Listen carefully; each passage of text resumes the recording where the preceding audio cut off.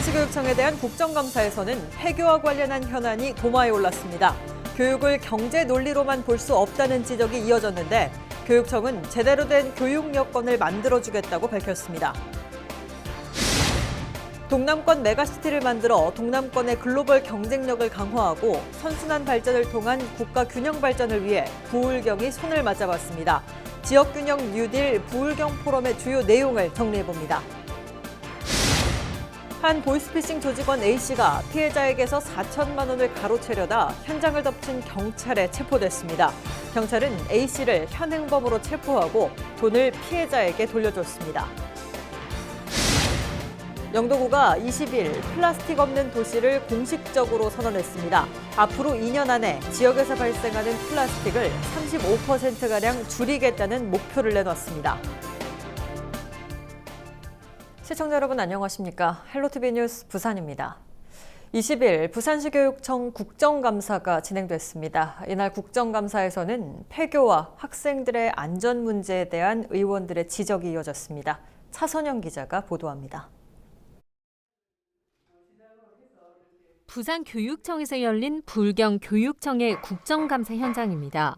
이 자리에서는 학교 폐교와 관련한 현안들이 국감 도마 위에 올랐습니다.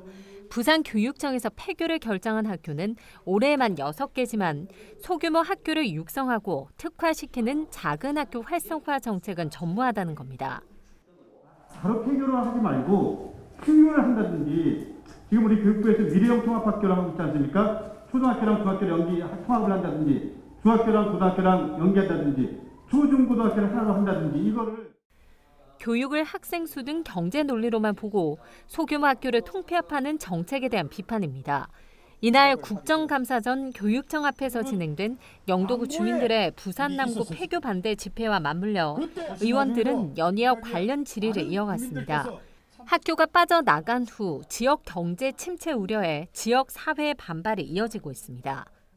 학교 구성원들이 원하고 동의한다고 하더라도 그 지역사회와 원만하게 협의를 이루지 못하면 주민들이 우선 공청회 같은 거, 지역 주민들과의 그 공청회 같은 거라도 한번 안 해주고 이러느냐 이런 게 우선 가장 큰 불만인 것 같고요. 원도심이 쇠퇴해서 그래서 지역의 주민들이 일차적인 피해를 입었는데 그거로 인해서 학교가 폐교가 된다면 자녀들의 교육권까지 재차 피해를 보게 되고요. 더욱더 쇠퇴에 빠지게 되면 점점 악순환이 진행되는 부분이 있다 보니까 학교 폐교만이 능사는 아니고요. 제대로 된 교육을 할 수 있는 여건을 지키는 게 무엇보다 중요하기 때문에 그런 판단에 따라서 이전을 추진하고 있습니다. 중토에서 승인이 나게 되면 2024년 이전을 위한 준비에 착수해야 되고 사하구 구평초등학교의 위험한 통학로에 대한 문제도 지적됐습니다. 수년째 개선이 안 돼 전국에서 가장 위험한 통학로라는 비판입니다. 구평초는 전체 학생의 55%, 최근 들어선 대단지 아파트에 거주하는 1학년 학생 67%가 통학버스를 이용해 등하교하고 있는 실정입니다. 참고인으로 국감에 출석한 학부모는 아이들의 안전을 지켜달라며 목소리를 높였습니다. 을의 중심이 되어야 하는 학교, 우리 교육과 문화의 중심이 되어야 하는 학교는 그 기능을 다하지 못하고 아파트 단지 내에 학교 부지가 있고 그런데 그 학교는 지금 온데간데 없고 2016년 5월에 설립이 취소되었다고 합니다. 스쿨버스는 차고지도 없습니다. 아파트 언덕에 세대가 있습니다. 중앙투자심의위원회의 심의 요건을 좀 개선하긴 했는데요. 지금 상황과 관련해서는 저희가 해당 국에서 다시 한번 현장을 좀 확인하고 이외에도 코로나19 상황으로 교육 격차가 더욱 심화되고 고착화됐지만 교육 격차를 해소할 수 있는 교육청의 고민이 부족하다는 지적도 나왔습니다. 헬로티비 뉴스 차선영입니다. 플라스틱의 역습이란 말 들어보셨을 텐데요. 편에서 무심코 사용하는 일회용품과 플라스틱이 환경과 생태계를 파괴하는 문제가 곳곳에서 발생하고 있습니다. 이런 가운데 영도구가 플라스틱 줄이기에 동참하고 나섰습니다. 보도에 안수민 기자입니다. 영도 구청사에 있는 카페입니다. 구청 직원들이 개인 머그컵을 전달하고 음료를 받습니다. 일회용품 사용을 줄이기 위해 가지고 저부터라도 이제 텀블러를 사용해야겠다고 생각을 해가지고 직원들이랑 같이 텀블러 사용을 애용하고 있습니다. 영도구청 사무실. 방문객이 오면 사용하던 일회용 컵과 빨대 등을 모두 없앴습니다. 플라스틱 사용량을 줄이기 위해 구청이 청사 내 4대 일회용품 사용을 금지하고 나선 겁니다. 20일 플라스틱 없는 도시를 공식적으로 선언한 영도구.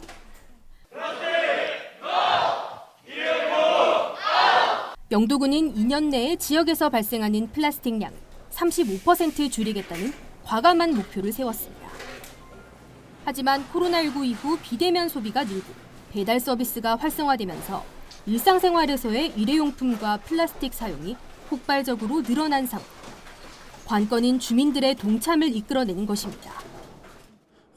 범구민추진위원회를 만들어서 민관이 협력해서 함께 이 일을 해나가도록 할 것입니다. 특히 공동주택, 단체, 학교, 각계각층의 리더들과 함께 의논하면서 적극적인 구민의 동참을 유도하고 전 세계적으로 플라스틱 줄이기의 중요성이 강조되고 있는 가운데 기초자치단체 차원의 동참이 의미 있는 성과로 이어질 수 있을지 주목됩니다. 헬로티비 뉴스 안수미입니다. 20일 오전 10시 30분쯤 부산대학교의 한 건물에서 재학생 A씨가 떨어져 숨졌습니다. A씨가 추락한 건물은 10층 높이의 건설관으로 사고 당시 건물에는 학생들이 많았던 것으로 확인됐습니다. 경찰은 7층 휴게실에서 숨진 학생의 가방을 발견하고 정확한 사고 경위를 조사하고 있습니다. 보이스피싱 조직원이 피해자에게 거액을 받아내려다 현장을 덮친 경찰에 체포됐습니다. 보이스피싱 기획수사 중이던 경찰은 지난 15일 40대 B씨로부터 4천만 원을 건네받은 A씨를 현행범으로 체포하고 돈을 피해자에게 돌려줬습니다. 수사 결과 A씨는 금융감독원이나 은행 채권팀을 사칭하는 수법으로 지금까지 2억 6천여만 원을 가로채 보이스피싱 조직에 입금한 혐의를 받고 있습니다. 또 피해자들을 속이기 위해 정밀하게 위조된 기관의 변제 증명서 등을 이용한 것으로 드러났습니다. 경찰은 코로나19 등으로 고액 아르바이트 유혹에 빠지기 쉽다며 보이스피싱 범행에 가담하는 경우가 없도록 주의를 당부했습니다. 부산시의회 제291회 임시회에서 생활임금 적용 대상 범위를 확대하는 부산광역시 생활임금조례 일부 개정 조례안이 발의됐습니다. 이번 개정 조례안을 대표 발의한 김문기 의원은 올해 부산광역시 생활임금 결정액이 1,186원으로 서울, 광주에 이어 세 번째로 높지만 적용 범위가 부산시와 공공기관, 위탁기관에 고용된 노동자로 한정돼 사각지대가 많은 편이었다고 지적했습니다. 개정 조례안은 기존의 대상에 부산시, 공공기관, 위탁기관에서 직접 고용한 노동자와 국비로 운영비를 보조받아 인건비를 지급해야 하는 민간단체에 고용된 노동자도 포함시켰습니다. 대리운전 노동자의 권익을 보호하고 건전한 대리운전 시장을 육성하기 위한 조례안이 전국 최초로 부산에서 제정될 전망입니다. 부산시의회 기획행정위원회는 대리운전자의 권익 보호를 위한 대리호출 공공 플랫폼을 개발해 운영하도록 하는 대리운전 노동자 권익보호 조례안을 가결했습니다. 이 조례에는 공사나 공단이 플랫폼 구축과 운영을 맡고 운영 수익금은 대리운전자들의 권익 보호를 위한 시책을 추진하는 데 사용할 수 있도록 하는 내용이 포함됐습니다. 조례안은 오는 23일 열리는 임시회 4차 본회의에서 최종 확정될 예정입니다.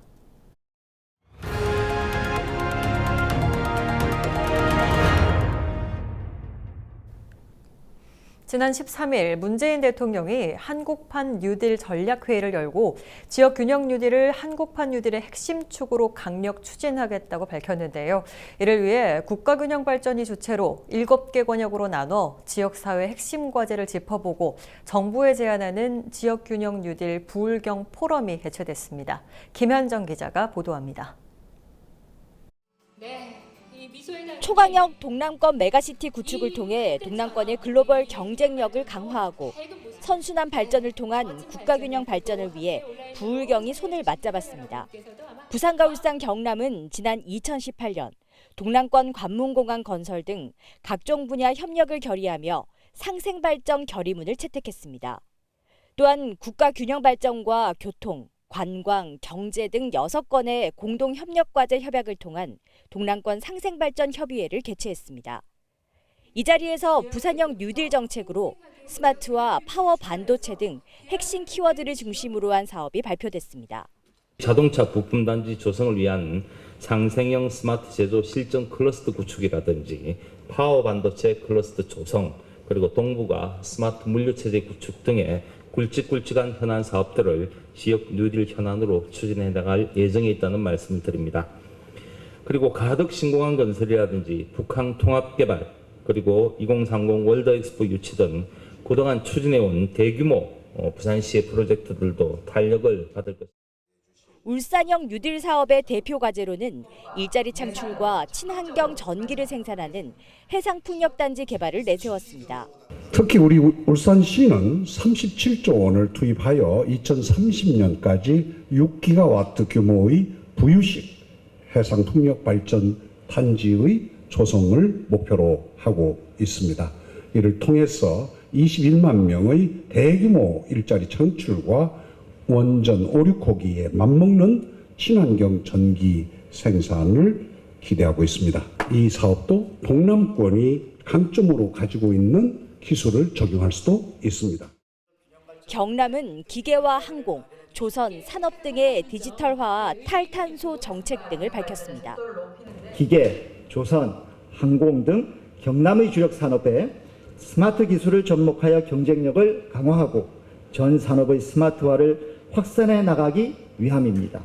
두 번째 그린 뉴딜은 기후변화 위기 대응을 위해 2050 탄소 중립을 목표로 탈탄소 전환을 추진하면서 그 전환 과정에서 새로운 산업과 일자리 창출을 통해 경제 위기와 기후 위기 동시 극복을 사람과 돈, 기업이 수도권에 쏠리고 중앙이 주도하는 균형발전 정책의 한계 속에 생활권과 경제권을 중심으로 한 지역이 주도하는 뉴딜 정책. 가덕도 신공항 등 굵직한 지역 현안을 함께 안고 있는 부산과 울산, 경남. 이번 지역균형 뉴딜 정책이 정부에 어떻게 전달이 되고 또 예산 집행에는 어떠한 영향을 미치게 될지 주목됩니다. 헬로티비 뉴스 김현정입니다. 부산진 소방서는 시민들을 상대로 가을철 산불 예방 캠페인을 실시했습니다. 캠페인은 사회적 거리두기 1단계 완화로 가을철 등산객이 늘어나면서 산불에 대한 경각심을 높이기 위해 시작됐습니다. 캠페인 이후 소방대원과 의용소방대원 60여 명은 등산로 주변 쓰레기를 줍는 환경 정화 활동을 실시했습니다. 부산시교육청의 교육비 특별회계 예산을 운영할 교육금고에 부산은행이 단독으로 신청했습니다. 시교육청은 19일까지 교육금고 신청 접수를 마감한 결과 부산은행 한 곳이 교육금고 제안서를 제출했다고 밝혔습니다. 부산은행이 단독으로 신청하면서 오는 21일 재공고해 사업자를 다시 모집합니다. 시교육청은 재공고 이후에도 추가 신청자가 없을 경우 부산은행이 낸 제안서를 바탕으로 적격 여부를 심사할 방침입니다. 금정구가 오는 23일부터 11월 5일까지 제25회 금샘 예술축제를 개최합니다. 올해로 25회째를 맞는 금샘 예술축제는 연극과 음악, 국악, 무용, 연예인 등 9개 협회로 이루어진 금정구 문화예술인 협의회에서 주관하는 예술축제입니다. 개막공연은 23일 오후 7시 금정문화회관 대공연장에서 열립니다.